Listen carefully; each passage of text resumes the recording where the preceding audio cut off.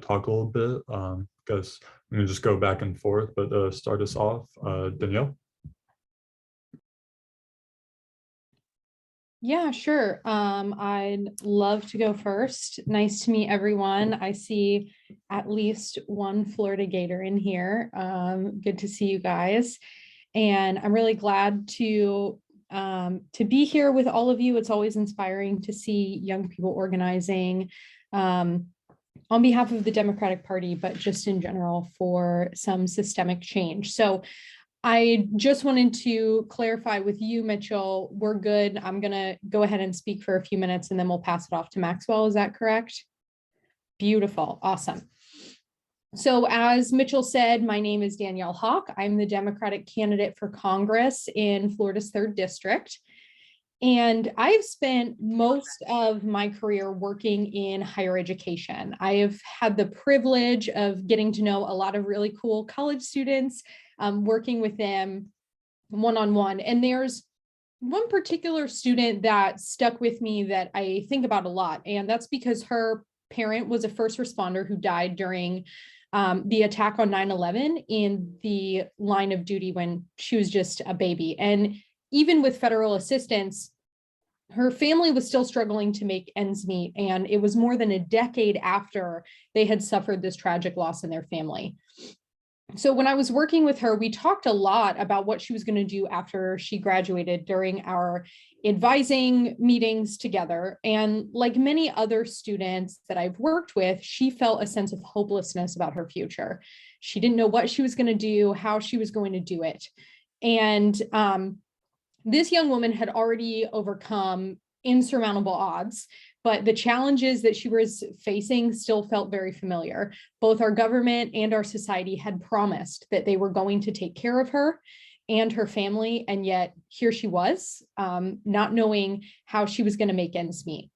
And the reason why I share this particular story with all of you is because her fears parallel the struggles that my generation and your generation are going through. You know, we have lived through national tragedies, economic downturns, and now we're all living through a global pandemic, all while being burdened by low wages, a broken healthcare system, school shootings, a planet that is literally on fire, and deep racial and economic inequities. And then to make matters worse, the people who have been elected to mitigate all of these challenges on our behalf, they're disconnected and out of touch. It just seems like they don't care. My opponent, Kamik, who is the Republican who currently holds this seat, is one of those elected officials. And I'll give you a few examples. So first of all, her first act as Congresswoman was a vote to decertify the 2020 election results, literally putting our democracy at stake at a time when we were already grappling with all of these crises. And then she voted against the COVID relief package that was going to provide financial support for Americans who are out of work. And this was especially important for people our age, people who are new to the workforce. And then she spent months complaining about the Build Back Better plan, only to vote against it, which addresses climate issues, social inequalities, and would even mitigate some of the student debt crisis. And that type of leadership, that's not real representation. And when I'm elected to Congress, this district and the people of Florida can be assured that they're going to have somebody in their corner who understands what they're going through and actually does something about it. And I'm sure all of you agree with me when I say that it is time for us to elect a new generation of leaders who feel the urgency of these converging crises. I'm running for Congress because I'm just tired of people not caring about the future of my friends and family because they're thinking about donors and their next career move. Unlike a lot of people who hold elected office right now, I am not a politico who has spent the last 10 years building up my career so that I can run for Congress. I am a neighbor, a sister, a friend, an employee, a daughter, and I just want a seat at the table so that I can bring lasting change to this district, to our state, and to our country. And I'm no stranger to being an advocate for people and standing up for what's right. like I said earlier, I worked in higher education for most of my professional career. And even there, working in administration, I pushed for equitable distribution of scholarship funding, which allowed for more low-income students to access international education opportunities. And I spent time working abroad in Central America, doing humanitarian projects like building toilets in rural villages. And even during the height of the pandemic, I worked with community leaders to push for a safe work environment for University of Florida staff and faculty. And most recently, I've had the honor to organize with local leaders for movements like the Stop Asian Hate March, and most recently, the March for Reproductive Freedom and Justice here in North Central Florida. And as a Congresswoman, I'm going to continue fighting for the issues that are keeping us up at night. Our campaign's platform has one purpose: to make a difference in the lives of everyday people. And it's high time that our legislators are putting people at the forefront of our policies, not corporations, not money, and certainly not power. And when I think of my vision for this district, I think of young people like you and like that student that I was telling you about earlier. All of you are here today, right now, on this Zoom call on a Saturday, because you care and you really want to make a difference here in our state. And I'll give it to you straight. This is going to be a tough fight. And I think that Maxwell would agree with me that we cannot do this alone. We need all of you to come behind us. Don't just come behind me, come behind him as well. We need your energy. You guys bring amazing energy to campaigns. We need you to tell others about what we're doing here in Florida, and we need you to fight with us so that we can have real representation. So thank you so much. I'm looking forward to hearing your questions, and I'm going to hand it off to Maxwell. Thanks. Yeah, for sure. Thank you so much, Danielle. It's great to meet you. Thank you all for having me on this call today. My name is Maxwell Alejandro Frost. I'm an organizer, musician, and candidate for Congress in Florida's 10th Congressional District, currently held by Val Demings. She's running for the U.S. Senate, as a lot of us know, and wishing her luck in that. A little bit, I'm the former national organizing director for March for Our Lives, the movement that came out of the shooting that happened in Parkland, Florida, just a few years ago, and a former national organizer for the American Civil Liberties Union. Organizing has been my work and my career, but also just a huge part of my life since I was 15 years old. And the reason I'm running for Congress has to do with not just my organizing and my resume and what I've done, but more over the conditions in which I had to organize in. What got me involved was the Sandy Hook shooting. I went to an art school here. I played jazz drums, and before every jazz concert, my best friends and I would go to like a Fridays or like a Fridays or Chili's, one of these E's restaurants where you get a bunch of junk food. So we went to, I think, a Fridays, loaded up on a bunch of junk food, and we're getting ready for the show, and the whole restaurant fell silent.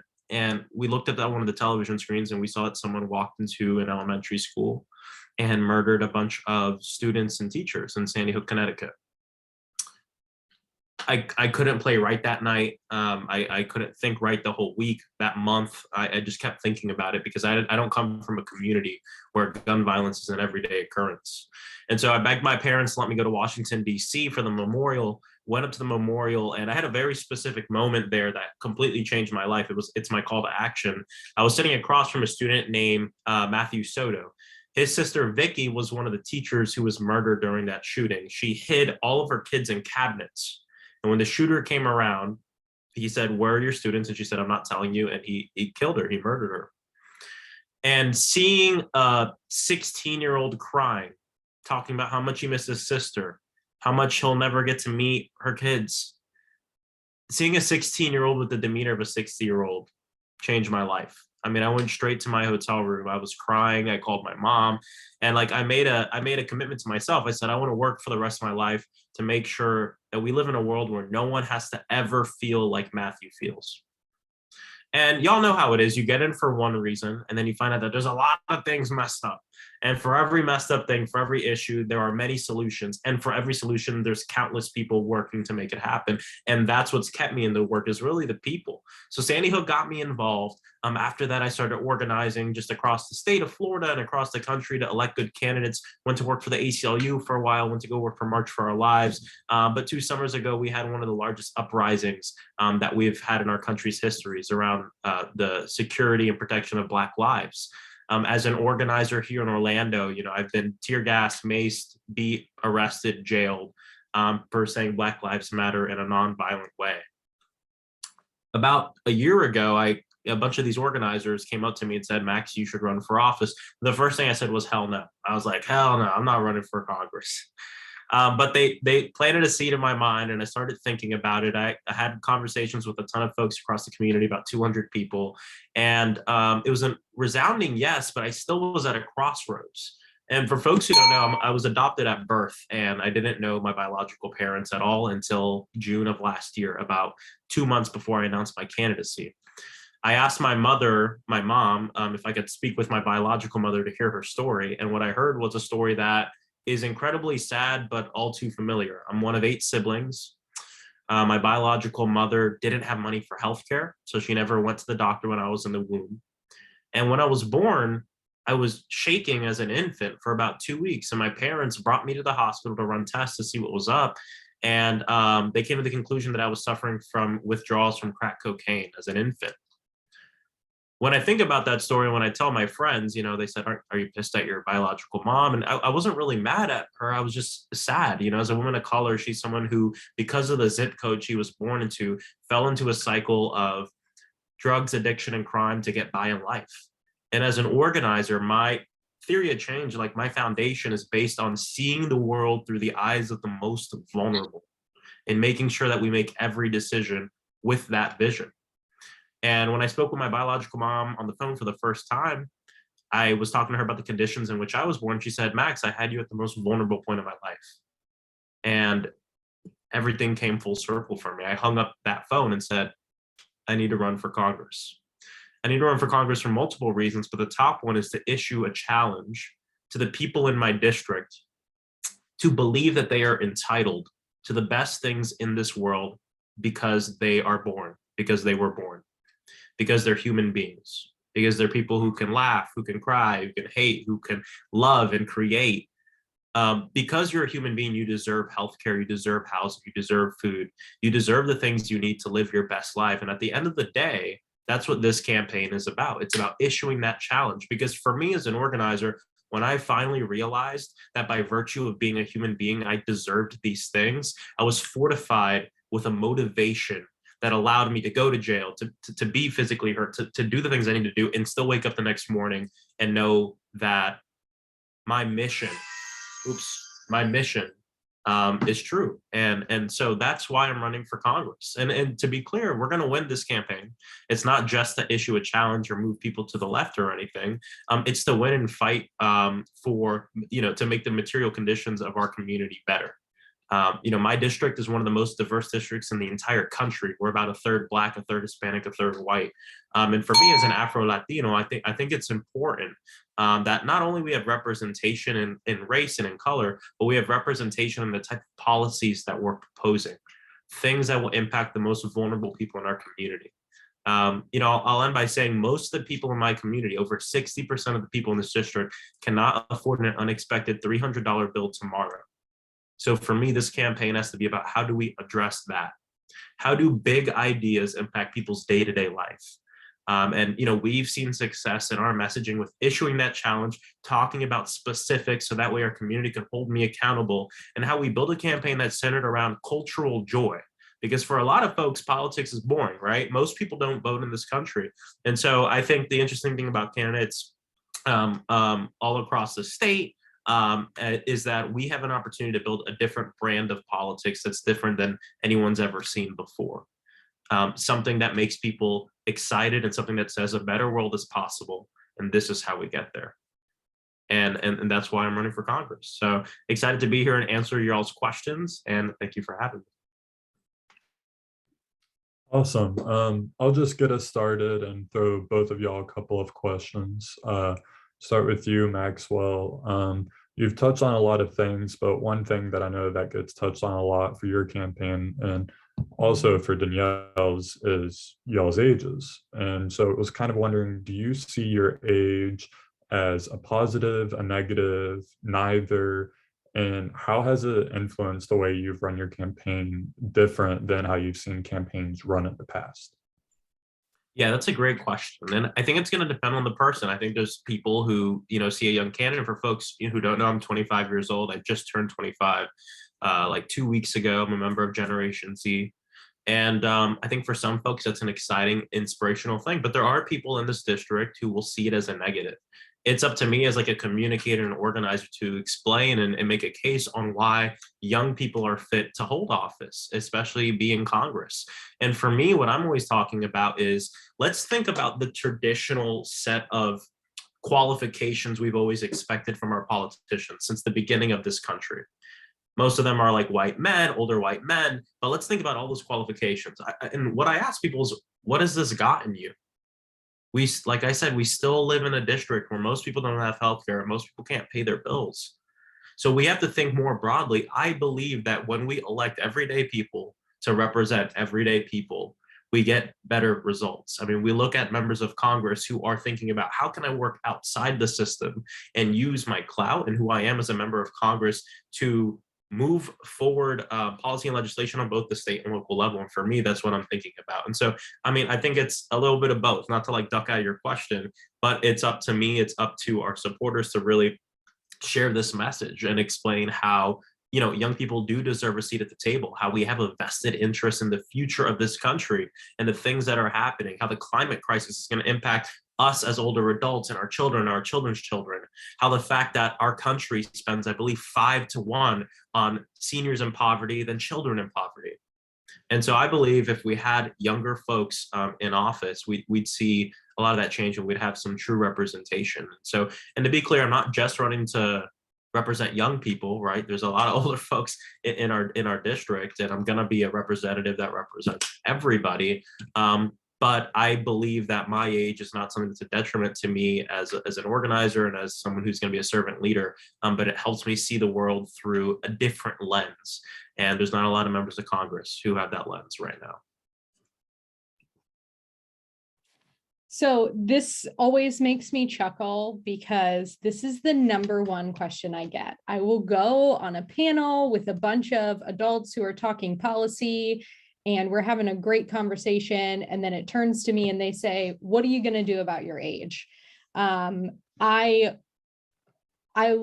love just being fun with people because I do think that's kind of a funny question. I say, well, I only age one day at a time, just like everybody else. So there's not really much I can do about it, but I'll be older tomorrow. But I agree with Maxwell that I truly believe that everyday people make better legislators. And that's because we understand, we get it. I know what it's like to be on unemployment because I've been on unemployment. I know what it's like to be in the workforce because I'm working in the workforce. And I do not believe that anybody's age, whether they are older or younger, impacts their ability to lead. We need effective and accountable leaders. And I have not seen that, as Maxwell said, being older makes you a better leader. I have been represented by older people my entire life, and they're doing a pretty bad job of representing me and my needs. And so what I try when I'm answering this question, of course, depending on the person, I do let them know it doesn't affect my ability to lead. And I don't want you to vote for me because of my age. I don't want you to vote for me because I'm a young person. And I don't want you to vote for somebody else because they're older than me. I want you to vote on the content of the person's character and what they're going to do for you in office, because I have just as much ability as somebody who is older. And then one other thing in my district, which is a heavily Republican district that I bring up a lot, is the older people here are tired. We have one of the biggest geographic areas. It's hours wide and hours long. And we've got 758,000 people in this district, and we need to do a lot of ground game in order to win. And I have the energy to do that. You need somebody who can put in hours upon hours upon hours upon hours.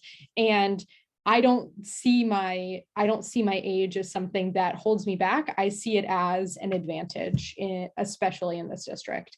And it's also interesting when we're talking about my opponent, because everybody thinks that my opponent is so old. She's the youngest Republican woman ever to be elected to Congress. She was elected at 32, I think. She's only 5 years older than me.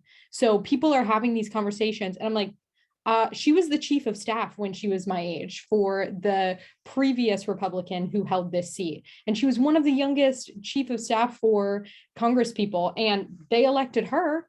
So it's just a really interesting dynamic here in this district, because most of the time over the last couple of years, the majority of our candidates have been older candidates.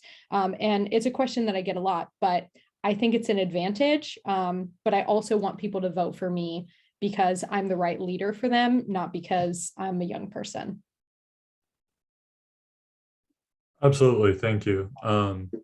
That's great answers from both of you. My next question kind of centers more on policy. I was kind of wondering, for both of you, assuming that you get elected, if there was one bill that you could just pass with the wave of a hand to do whatever you'd want, what would it be? Throw that to you first, Danielle. You must have seen me smile and go, oh, I know this one. Mine would be the Women's Health Protection Act.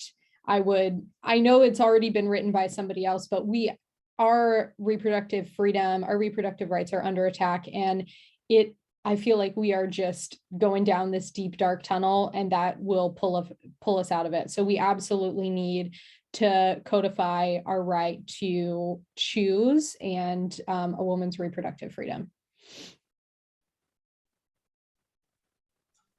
And Maxwell, the same question to you. Yeah, I think mine would be probably HR 1. And you know, I think this is an issue that impacts every other issue. For folks who don't know, the For the People Act, that will impact voting rights and campaign finance reform and the way our elections are held. And, you know, a big problem with our system right now is that there's just too much money in politics. And I truly believe that this is an issue, not the issue to end all issues. We're still going to have to fight for other things, but I think it lays a better foundation for us to have a level playing field as we fight for things like ending gun violence and ending the climate crisis and everything like that. So that would probably be the one that I pick. And then looking more kind of at the campaign side of things, we know COVID has disrupted a lot and that it's been disrupting things for quite a while now. But in running y'all's campaigns, how has COVID disrupted raising money, canvassing, general get out the vote things, especially as challengers where it's super important that people know who you are and where you stand? Throw it to you first, Maxwell. Yeah, definitely. You know, I think I count myself a bit lucky. I think like running for office in this previous cycle, where COVID, we were in the height of COVID, like COVID was really, really bad. You know, is different than now, and COVID's still bad, right? We're not in post-COVID era or anything, but I mean, we see people canvassing now. There's just a lot more activities going on. And so I think I count myself lucky that, you know, I'm running in this cycle versus last cycle, but it does impact things, right? We have to make sure that we have enough money to provide PPE for all of our canvases, for all of our events. We're doing a jazz concert fundraiser at the end of this month. We're doing an oyster roast. We haven't announced it yet, but we're doing an oyster roast here in Orlando on March 5th. It's going to be outside. So it's just like, you know, as an organizer, just taking the precautions necessary to make sure people are safe and make sure that we're providing the things people need to be safe. So that's like on the field side. And obviously, you know, like folks aren't comfortable going out. Like there's a good amount of folks who are still uncomfortable going out, which is fine. And I think it's providing like an organizing program that gives them the opportunity to be a part of this digitally. And really getting involved with digital organizing. We have, I don't know the number, but we have a lot of text bankers and phone bankers who are helping us out, who don't live in the state, who live in the district, but they're just not comfortable going out. And so I think it's important paying close attention to that. Fundraising, I mean, I think the good thing is that, I mean, I just don't have a lot of connections with like really rich people in Florida. So like we had to take a bit of a different approach with my fundraising. And so we rely on, call time, calling people, and really pitching the vision for government that I have in our campaign, our chances of winning. And that's something we do remotely. And then same thing with, we raise money through email, text, and social media. But as far as like me going into a living room and talking with like a group of like uber wealthy people who are all going to max out, we've yet to do that. We haven't really done that. And I don't think we will do that, simply because I just don't like know those type of folks at this point. So all of our fundraising is digital and through call time, having friends come over. We do like quadruple dialing, and we do like 6 people calling list, and then handing me like literally putting the phone in my face when someone answers. So we've had to we were really creative in the way that we fundraise, but we've seen some really good success. And yeah, so that's kind of how we've adapted. So one of the things that I have realized, we announced the campaign back in May. So we wanted to get started early. One of the reasons being we weren't sure what the COVID situation was going to be like. And we saw that with previous candidates who were running during COVID in the last cycle, that the shorter timeline really, really hurt them, especially because in a district like this, like I said before, it's a lot of ground game. It's a lot of one-on-one conversations, a lot of untouched voters that we need to go out and find. But what I've realized over this last year is that people are really, really tired. And they're tired of COVID. They're tired of all of these restrictions. The last election cycle just drained people financially, emotionally, mentally. And the last, I guess, 7 months, people have really just been like, I just need a break. I just need to sit back. And then around the beginning of this year, right when we hit election year, it seems like everybody's waking up a little bit. They're like, okay, it's 2022. We're ready to jump in. It really is election year. And they're really excited about it now. But a couple of things so COVID has just really tired people out and just made it really hard to get people out of their houses, actually doing the grassroots stuff. Like canvassing, like phone banking, going out to events and doing town halls. That's kind of a little bit difficult. We do have to take on extra logistics. Like Maxwell said, we've got to make sure that we're providing masks and hand sanitizer and gloves and things for all of these people, things that we've never thought about before that we now have to make sure that we're including when we're organizing these events and outreach programs, and just considering people's general safety. One of the things that has really changed that I've noticed since the last couple of election cycles and the way we're running our campaign right now is that we're doing so many things outdoors, which for me as an outdoorsy person, and if you've ever been to Gainesville, you know that it's the way Florida's supposed to be. It is beautiful. The weather is great. We're in the 70s and 50s and 60s. And we had an outdoor event a couple of weeks ago and it was literally 48 degrees outside and people still came out all bundled up with blankets and stuff. So we're doing a lot of stuff outside. And as a candidate who has a really strong environmental platform, that's given us an opportunity to get people out into these parks and these environments that we really want them to start having conversations and engaging with our campaign on. And then the final thing that I wanted to say about COVID is that I agree with Maxwell. I feel very, very blessed that I am not running in the last election cycle when we were trying to figure out how we do digital organizing. It existed, but we didn't have the need for it like we do now. And we learned a lot of lessons in the last election cycle. We kind of made all of those campaigns guinea pigs for how we were going to do these things. And I'm really, really grateful for a lot of the resources that have been passed over to me and to my campaign from other campaigns who have had to run during a pandemic. My last question before I turn it over to everybody else, kind of just where do you see yourself in the next 10 to 20 years, whether that still be in politics and office or doing something just completely different? Start with you, Danielle. I get this question all the time too. People are like, well, what are you going to do after you're running? And I'm like, can I just win the election first? I am we will cross that bridge when we get to it kind of gal. I never thought that I was going to, it wasn't in my plan to run for office. It was something that community leaders saw the work that I was doing here and said, you know what, we really need a strong candidate to run. And we think that that person is you. And in 10 years, I expect that I know that I'm still going to be serving my community. I just don't know what that's going to look like. And as these windows of opportunity open, as these doors open, I choose to walk through them or to pass by. And I just know that it's going to be here in Gainesville, in the Florida 3rd Congressional District, making a difference and serving people. Yeah, this is something I think about, pretty often. Well, not too often, but something I'm asked about. And I'm really a pretty like live in the moment type of person. I don't really make many long-term plans because I found out early on, like right out of high school, that none of my plans ever happened. So what I'll say is this, I expect that we're going to win this campaign. And I expect that over the next few terms that I'll be a member of Congress doing the work that, I've promised that I'll be doing. I don't intend on being a member of Congress who sits in a seat for 20, 30, 40 years. I want to go in and do good work, and I want to build a bench for another person to come take this seat and really build this progressive infrastructure that I'm really passionate about.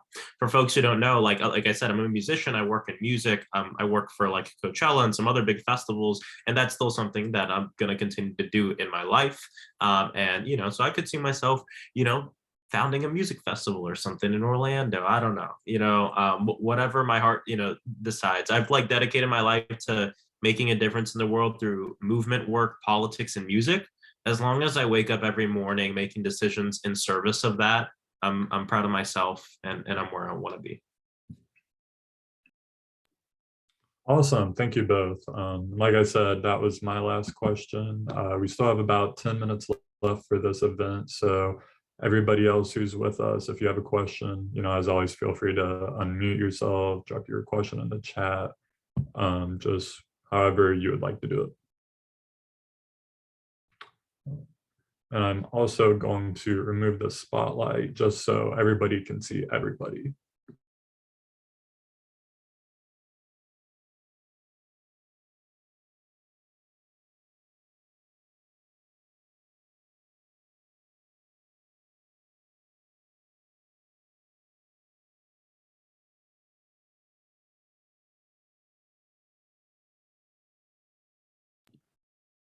I just saw what Russ said in the chat, Maxwell. I don't know if you saw it, but he would like us to put our social medias and contact info. And I will get that for you in just 1 second. Got that here.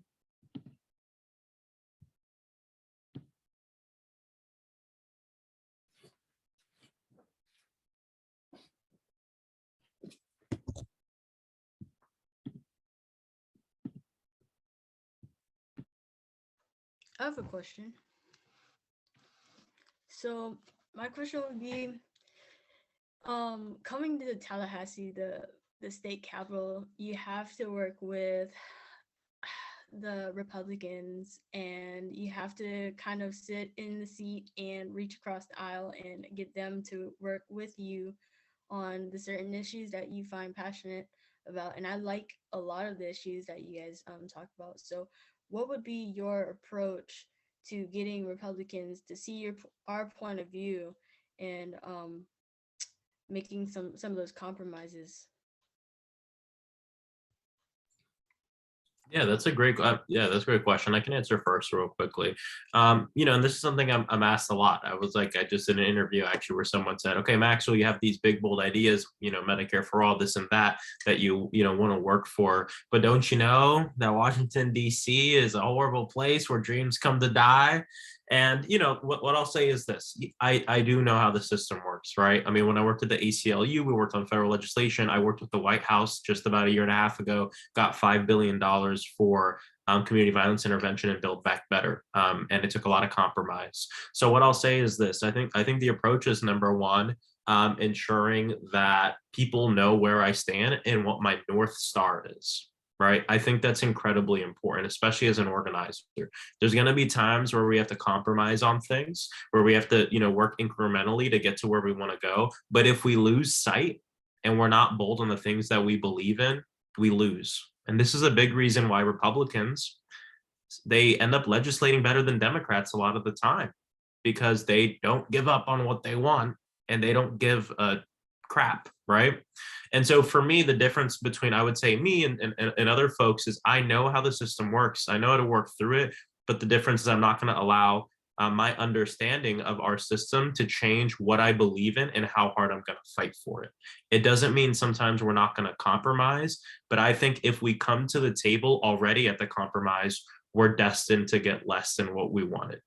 And unfortunately, that's the way legislating works a lot of the time in the United States Congress. Now, Congress, I would say, is a bit of an easier place to maybe push things through as Democrats, because it tends to be a bit more neck and neck than the Florida legislature. I actually was just in Tallahassee last week, and we are outnumbered like 5-1 or 4-1. Like, we don't have enough votes to change the damn temperature in the building. So it's a bit of a different game that they play up there, and I have a lot of respect for our legislators that are doing that work. I think we have a little bit more room in Congress to be bold and fight for what we want to fight for, and just have a bigger vision for the country. So that would be my answer on that. And going to Tallahassee this past week has strengthened my belief that we need extremely bold and progressive leaders at the federal level, especially for folks in the South. Right? I mean, y'all, they're gonna ban abortion after 15 weeks. They're gonna make it so that cities cannot put in wage ordinances for a livable wage. They're going to make it so that way it is illegal to help undocumented folks on a bus and transit. These things look like they're gonna happen in our state capital this session. So we need people who are going to work to counteract that at the federal level to protect the most vulnerable people, especially across the South. Because the fact of the matter is, a lot of Democrats and even progressive folks have given up on us, and have given up on our state, and have given up on the South. Candidacies like Danielle and myself and other folks across the state, and people like Ana Escamani and Carlos, are giving a vision for this state that I think will get, number one, gives us hope, but also shows that we can still be bold and we can still have this better world that we want to fight for. And we're gonna have to compromise sometimes, but we can't lose sight of that goal. So that's what the way I think about things. Yeah, and I'm going to piggyback off of what you just said at the end there, Maxwell. I don't believe in safe red seats.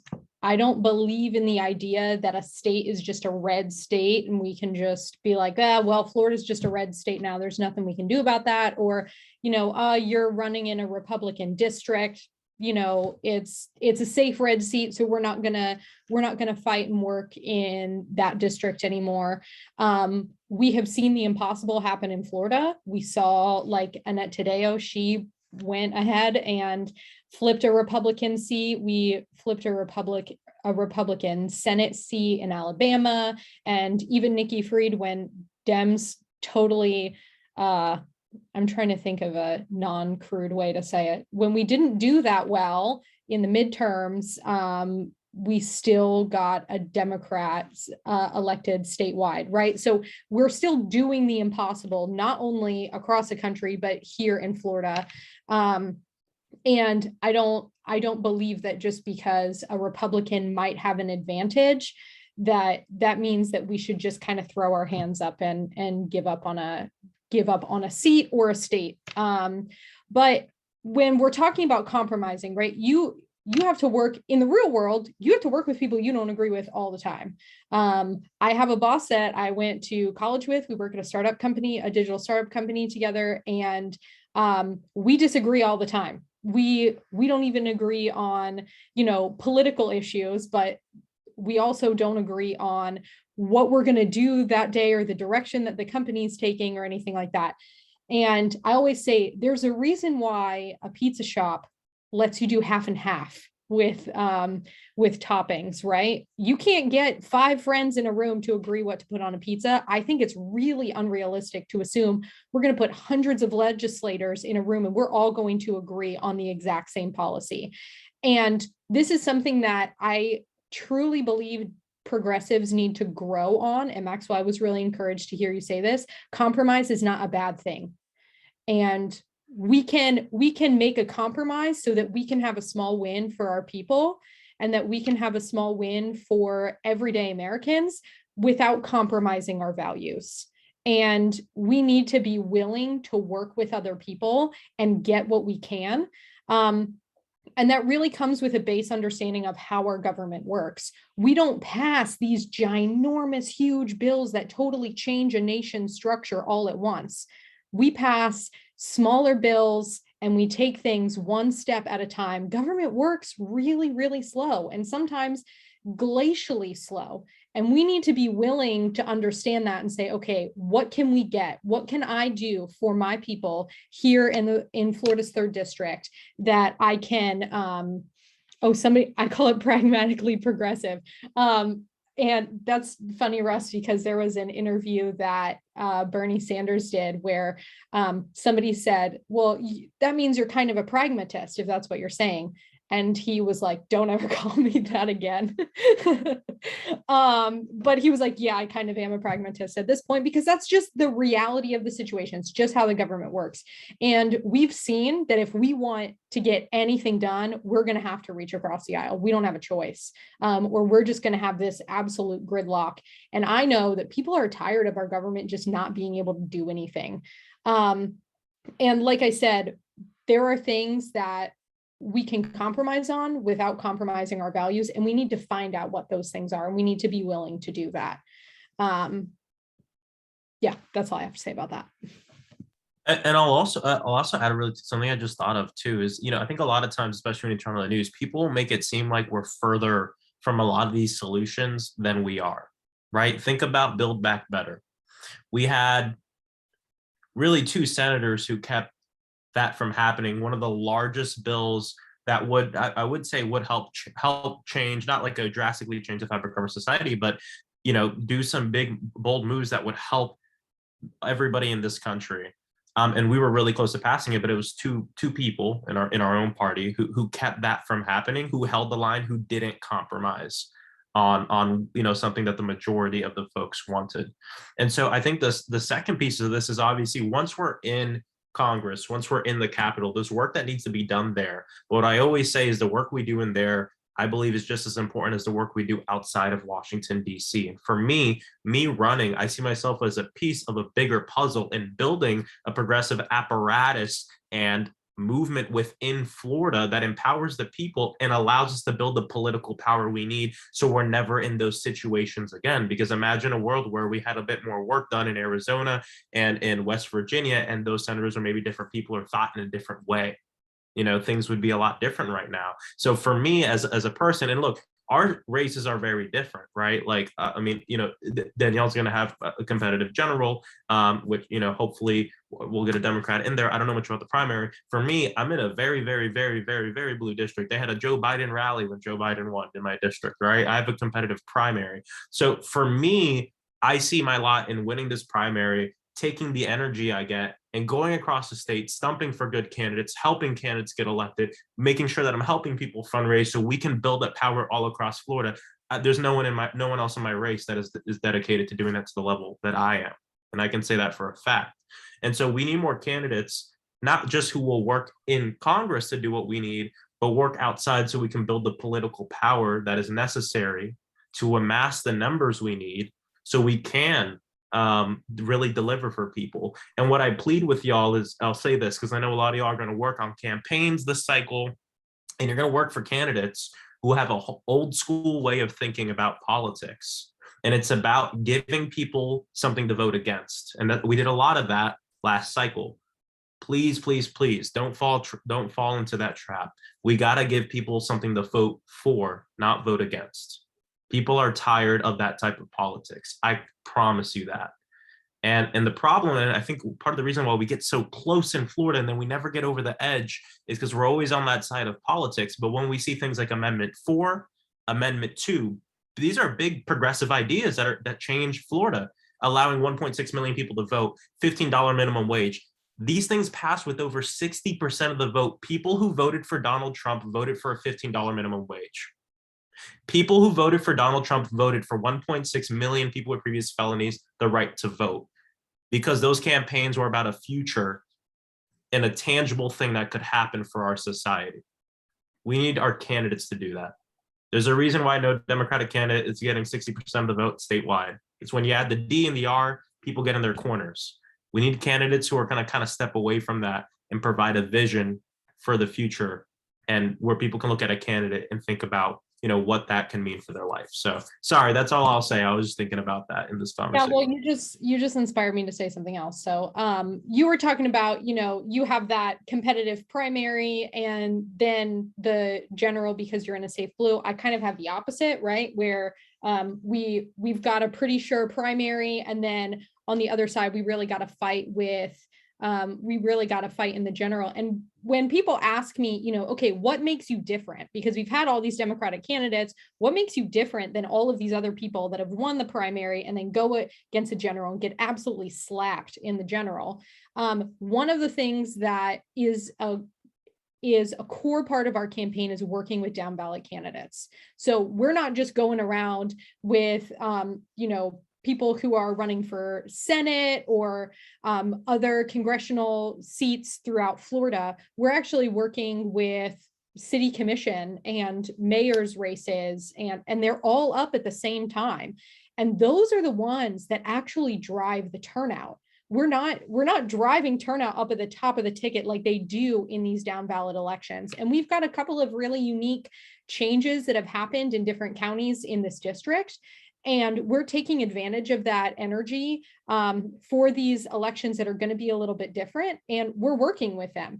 That has never been done by a Democratic candidate in this district before. They have never, you know, gone out on the campaign trail with people who are running for city commission or county commission or something like that. School board. They didn't share resources. They didn't work together as progressives. And we've got some really great progressive candidates that are even running for state legislature as well. And people always, you know, they just assume that we're going to lose the general because it's a safe Republican seat, which again, I don't believe in. But they ask me, okay, how are you going to win this? And I say, all right, here's how we're going to win. Here's our plan on how we're going to win. But we also have ways that this campaign will be a win anyway. And even if we lose the general, even if Kamik keeps her seat, here are some other wins that we have in mind. And here's some other goals other than winning this seat. And one of them is building, like you said, that apparatus, that infrastructure that literally does not exist in this district for Democratic candidates to really be able to inherit a strong campaign structure that we can continue to chip away here in this district.